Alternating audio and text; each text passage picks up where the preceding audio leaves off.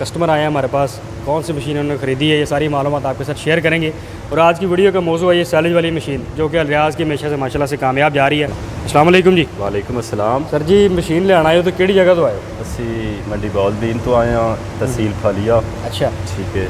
इन्हीं मालूमात किवें मिली आपां नूं? बड़ा मेन सवाल है। मालूमात असां यूट्यूब तो काफ़ी मशीनां चैक कीतियां ने, डस्के तो मशीनां बनाते ने भी चैक कीतियां ने, सरगोधे तो बनाते ने भी चैक कीतियां ने। अच्छा, लेकिन ये मशीन सानूं पसंद आई, असां वीडियो ते चलदी वेखी है, ठीक है। साडी पसंद आई, इस मशीन दी कशिश सन चेक के तुहाडे कोल ले आई। चलो जी मेहरबानी। हुण जिहड़ी शै वेख के आए हो वीडियो दे विच वो शै मिली? हाँ बिल्कुल, ये बड़ा मेन सवाल है। दिल खुश होया, बड़ा मशीन खरीदी है। बल्कि तुसां पिछले मॉडल दी वीडियो देख के आ गए सी ते तुहानूं उस तो लेटेस्ट मॉडल दे दित्ता सी माशाअल्लाह।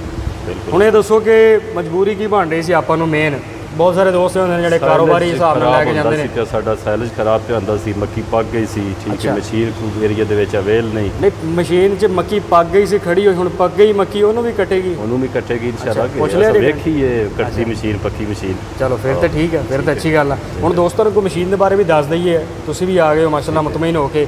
ਹੋਰ ਜਿਹੜੇ ਦੋਸਤ ਵੀਡੀਓ ਦੇਖਦੇ ਪਏ ਨੇ, ਮਕਈਆਂ ਖੜੀਆਂ ਨੇ, ਕਾਰੋਬਾਰ ਕਰਦੇ ਨੇ, ਬੜੇ ਦੋਸਤ ਸਾਡੇ ਇੱਥੇ ਕਰੀਬ ਤਰੀਬ ਲੈ ਗਏ ਨੇ, ਮੁਖਤਲਿਫ ਸ਼ਹਿਰਾਂ ਦੇ ਵਿੱਚ ਲੈ ਗਏ ਨੇ ਮਾਸ਼ਾਅੱਲਾ। ਸੀਜ਼ਨ ਦਾ 30 ਲੱਖ ਰੁਪਈਆ 25 ਲੱਖ ਰੁਪਈਆ ਆਮ ਬਣਾ ਲੈਂਦੇ ਨੇ। ਇਨਵੈਸਟਮੈਂਟ ਵੀ ਥੋੜੀ ਬਹੁਤ।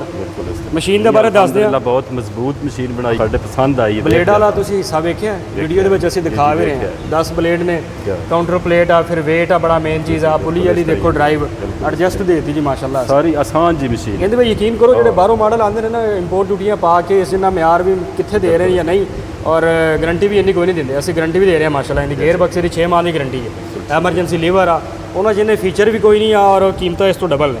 ਇਹਦਾ ਫਰੇਮ ਹੁਣ ਵੇਖ ਲਓ ਜੀ, ਤੁਹਾਡੇ ਸਾਹਮਣੇ ਆ माशाल्लाह।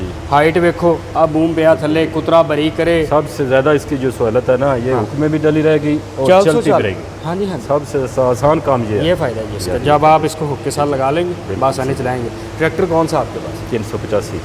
385 जी, बिल्कुल ठीक है। छोटा ट्रैक्टर भी होवे किसा दोस्तों को, तो उन्होंने तो भी बड़ा अच्छा। हाँ, हमारे पास गाजी भी है, उसके साथ भी हम चलाएँगे। चलती है ये? हाँ चलती है ये। इसका फी घंटे के हिसाब से दोस्तों को बता देते हैं। बड़ा मेन सवाल है, जो कमर्शियल चलना चाहते हैं या आपका टाइम बचे, तकरीबन 5-6 टन 4-5 टन बासानी आप।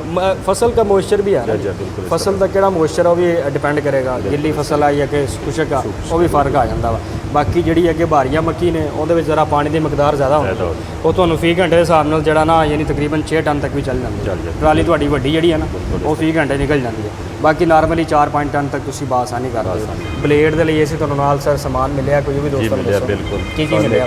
10 ब्लेड का सैट मिलिਆ। हाँ जी, ओरिजिनल जिहड़े लगे ने उहदे नाल दे टूल बक्स मिलिਆ पूरी मशीन का। ठीक है, ग्राइंडर मिलिਆ इहदा तेज़ करने वास्ते।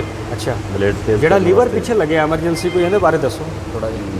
वो कंपनी ने बहुत अच्छा काम किया है। तुहाडा गाला भारा हो जाता है, ट्रैक्टर बंद होने लगता है, अल्लाह ना करे कोई हादसा हो जाता है बंदे नाल, लीवर छिक उधर था बैक काट छड़ेगी। यही फायदा, सब तो बड़ा फायदा है। देखो जी टाइम भी बचता ना, और ट्रैक्टर नुकसान भी नहीं होता। ट्रैक्टर का फ्लो चंगा रहे, ट्रैक्टर की लाइफ भी तो बड़ा जरूरी है ना नाल दे नाल। बिल्कुल इस तरीके। ये एमरजेंसी लीवर है, पिछे कन्वेयर पटा लगे दोस्तों ने दिखा रहे होंगे इहदे बारे दसो। ये तो अच्छी तो वो चीज़ है ना, तुसीं निरा उत्ते रख के तो वापस चले जाना, आपे ही अंदर लै जाएगी, ऑटोमैटिक लै जाएगी तवाज़ुन दे नाल जिन्ना चाहिदा। फ्रेम देखिए जी तुसीं, टायरां दी सहूलत, भारा चैनल लगे। हाँ जी बिल्कुल। ब्लेड की क्वालिटी देख लीजिए तुसीं इंशाअल्लाह। ब्लेड जिहड़े ने 100 एकड़ तक 70-80 एकड़ मामूली कर जाते हैं। अच्छे केयर करनी जरूरी है, ग्रीस किनू करना चाहिए वा।